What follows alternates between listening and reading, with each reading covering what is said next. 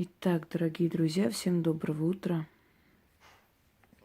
Недавно провела в прямом эфире ритуал худу. Здесь было очень много предметов. Как видите, больше ничего нет. Я очень люблю чистоту и порядок.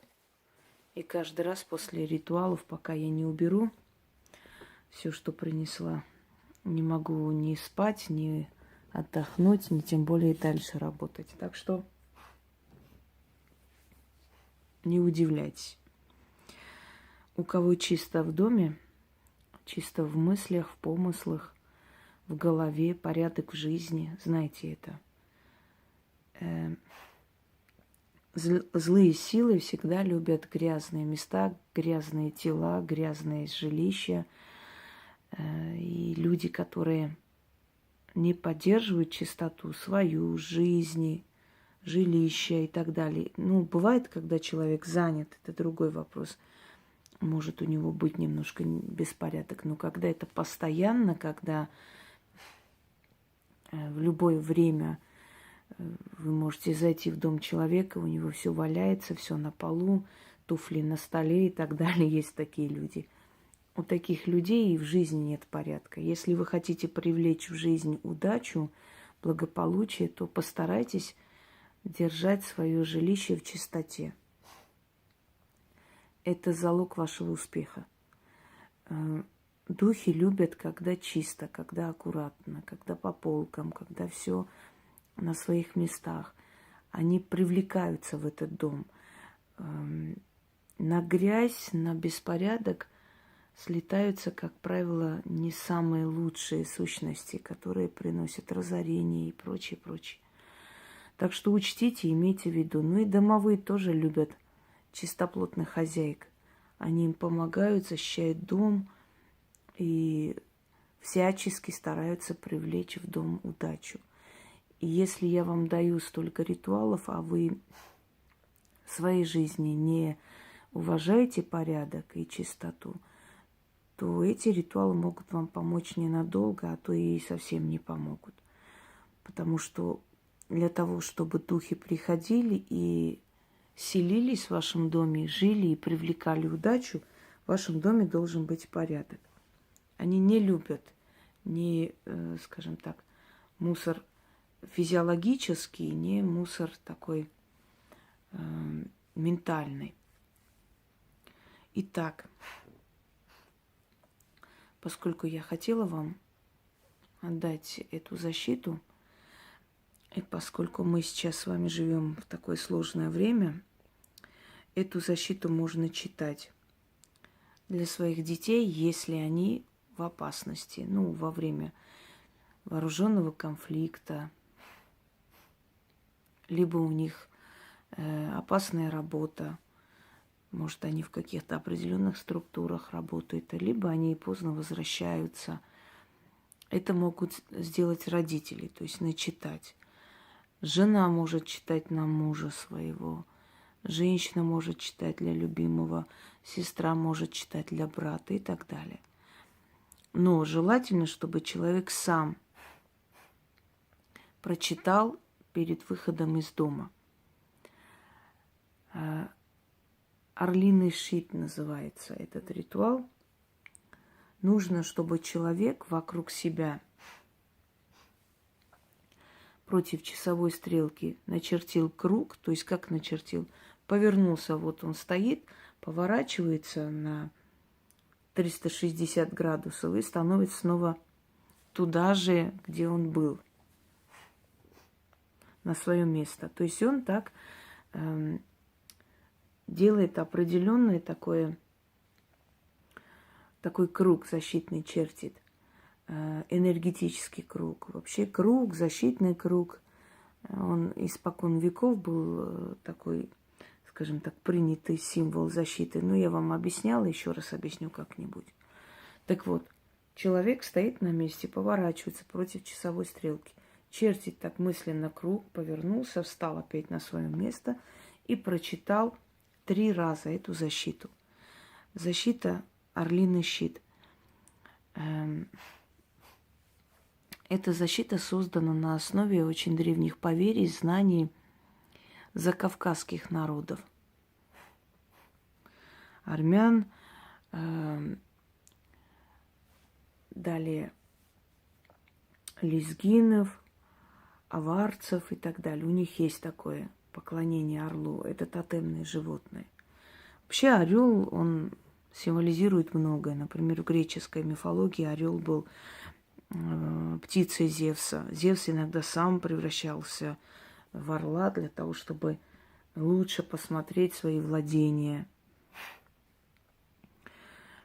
Символ души, духа, жизненного возрождения, потому что орел после 40 лет возрождается к жизни, я уже рассказывала, он срывает себя, вот это называется орлиный период. Такой орлиный период бывает у многих из нас, иногда не один и не два раза, когда орлу исполняется 40 лет, у него тяжелеют крылья, становятся путанные когти, и клюв становится толще, ему трудно жить. И у него есть выбор либо умереть, либо возродиться. И как возрождается орел? Для начала он бьется клювом о скалы до того, пока клюв не слезет полностью. Это ужасающая боль, и он месяцами питается чем может, прячется в скалах от своих сородичей, чтобы более молодые его сородичи не смогли одолеть его. И когда уже клюв начинает выходить по новой, орел начинает своим новым клювом выдергивать у себя когти. Это очень болезненная процедура, но орлу нужна сила воли, чтобы это сделать, но он это делает. Когда уже вырастают новые когти, этими новыми когтями орел выдергивает отяжелевшие перья и вновь прячется. И вот так практически полгода он живет впроголодь, прячась по скалам, возрождаясь. После того, как у него все вырастает по новой, орел выходит возрожденный и живет еще 40 лет, а то и больше. Вот такой орлиный период есть и у нас, и у людей, когда нужно просто болезненно выдергивать себе когти, ломать клюв, чтобы он по новой рос, и перья отяжелевшие. То есть это, если так в переносном смысле, убрать из жизни ненужных людей и через боль, переступая через себя, расставаться с человеком, который причиняет тебе боль и так далее. И вот поэтому орел – символ возрождения, новой жизни и силы воли. Кроме того, в геральдике используется изображение орла. Геральдика – это наука о гербах.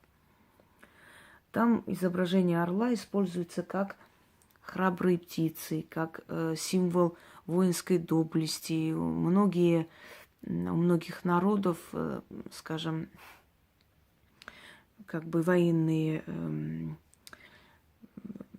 все, уже забыла, значки, да, знаки отличия, орден в основном ассоциируется с орлом. Черный орел, белый орел и так далее, и так далее. Символ Римской империи орел, символ Византийской империи двуглавый орел, то есть сила и воля переводится, который унаследовала Россия, Москва. Москва называется Третий Рим, потому что символ двуглавого орла сначала был символом Римской империи, после падения Римской империи Византия стала наследницей Римской империи, после Византии наследницей Римской империи считалась Москва, и поэтому Москва называется Третьим Римом, и так далее, и так далее. Например, индийцы Канады считают, что орел – это дух ушедшего воина, то есть обращение к орлу, просьба к орлам, что орел не просто так прилетает. Если орел прилетает к дому, это значит победа в скором времени ждите. Если грифы или иные падальщики, значит будет проигрыш, значит будет беда. Далее. Орел считается соединяющим материальное и духовное, символ солнца, энергия солнца, символ зенита, символ полета и прочее, прочее. Перечислять можно долго. Но самое главное, что орел считается посланником богов, а значит, щит орла – это значит призвать богов себе в помощь. Так вот, уже объяснила, каким образом это читается, да? Начерти вокруг себя круг против часовой стрелки и читать 3 раза перед выходом из дома.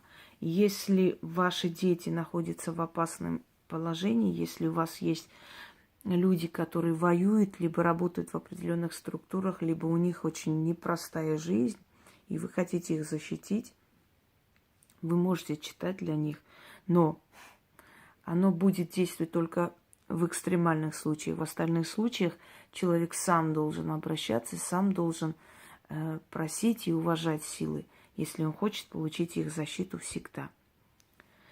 Итак, нужно приоткрыть окно. Это можно читать любое время, дня, ночи, и как бы день, ночь, и любой день недели и прочее, потому как защита, она нужна сразу. Читается, и можно прочитать и в экстремальных ситуациях, не обязательно перед выходом из дома, и не обязательно начертив круг. Но если вы сделаете именно с кругом, именно сами, именно перед выходом, естественно, у вас будет защиты больше и сильнее. Оно зависит, понимаете, от того, насколько мы соблюдаем все, что нужно соблюдать в этой ситуации. Когда я вам говорю это все, это не мой личный каприз. Это принято, так должно быть, и созданные мной работы, они как бы созданы на основе канонов и законов магии, переступая которые вы уже определенным образом лишаетесь силы этого заговора. То есть она будет срабатывать не на полную силу, как должна сработать. Итак, читаем. Летел орел, напал орел на грифов стаю. Одного разорвал, второго убил, третьего скинул вниз. И крикнул орел криком великим: «О, великая вселенская мать, дай мне силу врагов разорвать, не мне, а врагам когти свои драть, клювы свои ломать, на землю упасть, навеки пропасть. Я есть тот орел, рвущий грифов в клочья, щит орлиный на мне. Душа, успокойся, ничего не бойся, моя кровь во мне, защита на мне, сила предков за спиной, они за меня горой. Земля мне матерь, небо мне отец, боги мне в помощь, никому не справиться со мною. Истинно так». Летел орел, напал орел на грифов стаю. Одного разорвал, второго убил, третьего скинул вниз. И крикнул орел криком великим: «О, великая вселенская мать, дай мне силу врагов разорвать. Не мне, а врагам когти свои драть, клювы свои ломать, на землю упасть, навеки пропасть. Я есть тот орел, рвущий грифов в клочья, щит орлиный на мне. Душа, успокойся, ничего не бойся, моя кровь во мне, защита на мне, сила предков за спиной, они за меня горой. Земля мне матерь, небо мой отец, боги мне в помощь, никому не справиться со мною». Истинно так. Летел орел, напал орел на грифов стаю. Одного разорвал, второго убил, третьего скинул вниз. И крикнул орел криком великим: «О, великая вселенская мать, дай мне силу врага разорвать. Не мне, а врагам когти свои драть, клювы свои ломать, на землю упасть, навеки пропасть. Я есть тот орел, рвущий грифов в клочья, щит орлины на мне.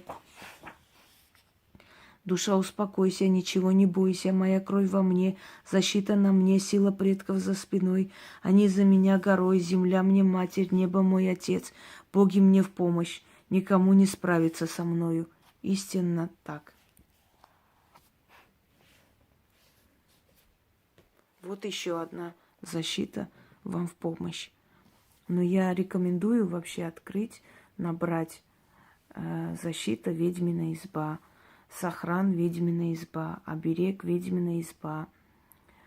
И найти эти работы, которые вам и вашим детям помогут в тяжелые и страшные моменты жизни и смогут уберечь вас, потому что огромное количество людей действительно только благодаря этим работам не просто спаслись в трудной ситуации, многие остались живы благодаря таким работам. И от нападений, и от ограбления, и от буквально военных конфликтов. И когда на самолет целились и могли просто сбить самолет. И благодаря этой работе спаслись и ребенок, который чуть не попал в аварию, и почему-то матери захотелось посреди ночи встать, начитать материнскую защиту, и после чего ребенок чудом спасся. И так далее, и так далее. Таких случаев множество. Защита, сохран, щит, вызов помощи, оберег – это все призывы к силам. А силы нас слышат и помогают. Они не будут вмешиваться в нашу жизнь, если мы не попросим, поскольку они демократичны, они уважают желание человека. Потом есть внегласный закон Вселенной. Не будут они вмешиваться туда, куда их не попросили вмешаться. Не вправе они.